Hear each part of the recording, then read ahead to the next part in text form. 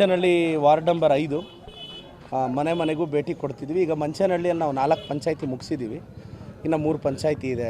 3 ಪಂಚಾಯತಿಯಲ್ಲಿ ಇನ್ನೊಂದು ಗೌಡಗೆರೆ ಪಂಚಾಯತಿ 2 ಹಳ್ಳಿ ಆಗಿದೆ. ಇದು ಮಂಚನಹಳ್ಳಿ ಪ್ರಾಪರ್ಗೆ ಇವತ್ತು ವಾರ್ಡ್ ನಂಬರ್ 5 ಆಲ್ಮೋಸ್ಟ್ ಅಲ್ಲಿ ಮುಗಿಯೋ ಹಂತಕ್ಕೆ ಬಂದಿದೆ. ಜನರಲಾಗಿ ಈ ಖಾತಾ ಸಮಸ್ಯೆ ಕೇಳಿ ಬರ್ತಿದೆ. ಚರಂಡಿ ಕ್ಲೀನಿಂಗ್ ಬಗ್ಗೆ ನಮ್ಮೆಲ್ಲ ಪಂಚಾಯತಿ ಸದಸ್ಯರು, ಅಧ್ಯಕ್ಷರು, ನಮ್ಮ ಮುಖಂಡರ ಸಹಕಾರದೊಂದಿಗೆ ಇದು ಯಶಸ್ವಿಯಾಗಿ ನಡೀತಿದೆ ಸರ್. ಯಾವನೋ ಅಮೇರಿಕಾದಿಂದ ಬಂದು ಒಂದು ಕಂಪ್ನಿ ಇಟ್ಟು ಸ್ವಿಗ್ಗಿ ಝೊಮ್ಯಾಟೊ ನಮ್ಮ ಮನೆಯವ್ರಿಗೂ ತೊಗೊಂಡೋಗ್ಬೇಕಾದ್ರೆ ನಾವು ಚಿಕ್ಕಬಳ್ಳಾಪುರದವ್ರು ಮನೆಯವ್ರಿಗೂ ಬರೋಕ್ಕಾಗಲ್ವಾ ಅಂತ ಏನಿದೆ ನೋಡಿ. ಓಟ್ ಕೇಳೋಕ್ಕೆ ಹೆಂಗೆ ಬರ್ತೀವೋ ಕಷ್ಟ ಕೇಳೋಕ್ಕೂ ಹಂಗೆ ಬರ್ತಿದ್ದೀವಿ ಅಷ್ಟೇ. ನಾನೀಗ ಆಲ್ಮೋಸ್ಟ್ ಅಲ್ಲಿ ಇವತ್ತು ಒಂದು 4-5 ಬೀದಿ ಸುತ್ತಿದೆ. ಟೌನಲ್ಲಿ ಒಂದು 8-10 ವಾರ್ಡ್ ಸುತ್ತಿದ್ದೀನಿ. ಕಷ್ಟ ಕೇಳ್ತೀನಿ, ಯಾವುದಾಗುತ್ತೋ ಅದು ಪರಿಹರಿಸ್ತೀನಿ. ಕೇಳ್ತಾ ಇದ್ದೀನಿ ಅಂತ ಏನು ಗೊತ್ತಾ ಬ್ರದರ್, ಜೀವನದಲ್ಲಿ ಯಾರ ಮೇಲೆ ಬರ್ತಾರೆ ಗೊತ್ತಾ? ಯಾವನ್ ಕ್ಲಿಯರ್ ಆಗಿರ್ತಾನೋ ಅವನ ಮೇಲೆ ಬರ್ತಾನೆ. ನನಗೆ ಕ್ಲಾರಿಟಿ ಇದೆ, ಅವಕಾಶ ಸಿಕ್ಕಿದೆ, ಒಳ್ಳೇದು ಮಾಡಬೇಕು. ನಾನು ಏನೋ ಆಗೋಕ್ಕೆ ಇವೆಲ್ಲ ಮಾಡ್ತಿಲ್ಲ. ಮೊನ್ನೆ ಏನೋ ಆಗಿದ್ದೀನಲ್ಲ ಅದಕ್ಕೆ ಮಾಡ್ತಾಯಿದ್ದೀನಿ. ನನಗಂತೂ ಕ್ಲಾರಿಟಿ ಇದೆ, ಅವಕಾಶ ಸಿಕ್ಕಿದಾಗ ಒಳ್ಳೇದು ಮಾಡಬೇಕು. ನಮ್ಮಲ್ಲಿರುತ್ತೆ. ಈಗ ನಾವು ಸ್ವಲ್ಪ ಸರಸ್ವತಿ ದೇವಿನ ಒಲಿಸ್ಕೊಂಡವರು ರಾಜಕಾರಣಕ್ಕೆ ಬಂದರೆ ಈಗಿರುತ್ತೆ. ಈಗ ನಾನು ನಿಮಗೆ ರಿಪೋರ್ಟ್ ಕಾರ್ಡ್ ಸಬ್ಮಿಟ್ ಮಾಡಿದ್ದೀನಿ.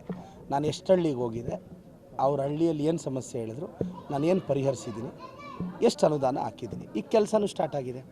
ಈಗ ಈ ವಾರ್ಡಿಗೆ ಬಂದಿದ್ದೀನಿ, ಇದು ಅಪ್ಡೇಟ್ ಮಾಡ್ತೀನಿ. ಖಾತಾ ಸಮಸ್ಯೆ ಆದಷ್ಟು ಬೇಗ ಬಗೆಹರಿಸ್ತೀನಿ.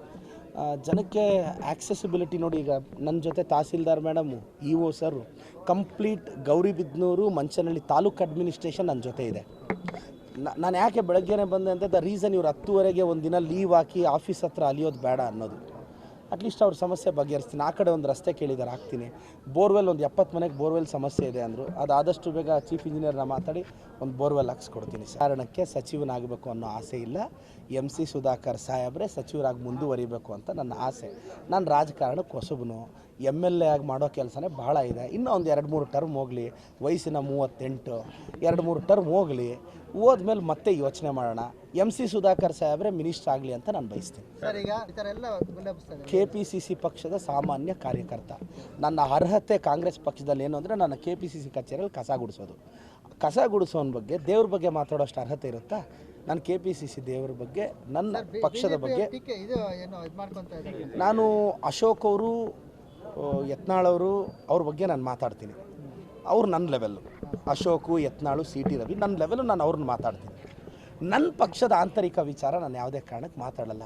ನಾನು ಅಶೋಕ್ ಅಣ್ಣಗೆ ಒಂದು ಮಾತು ಹೇಳೋಕ್ಕೆ ಇಷ್ಟಪಡ್ತೀನಿ. ನಮ್ಮ ಪಾರ್ಟಿ ವಿಚಾರ ಬಿಡಿ ಅಶೋಕಣ್ಣ.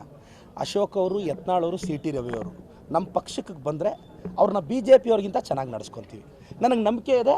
ಅಶೋಕ್ ಅವರು, ಯತ್ನಾಳ್ ಅವರು, CT ರವಿ ಅವರು, ವಿಜೇಂದ್ರ ಅವರು ಕೂಡ ಅಲ್ಲಿ ಬೇಜಾರಾದರೆ ನಮ್ಮ ಪಾರ್ಟಿಗೆ ಬರ್ತಾರೆ ಅಂತ, ಅವ್ರು ನಮ್ಮ ಪಾರ್ಟಿಗೆ ಬರಲಿ ಅಂತ ಬಯಸ್ತೀನಿ.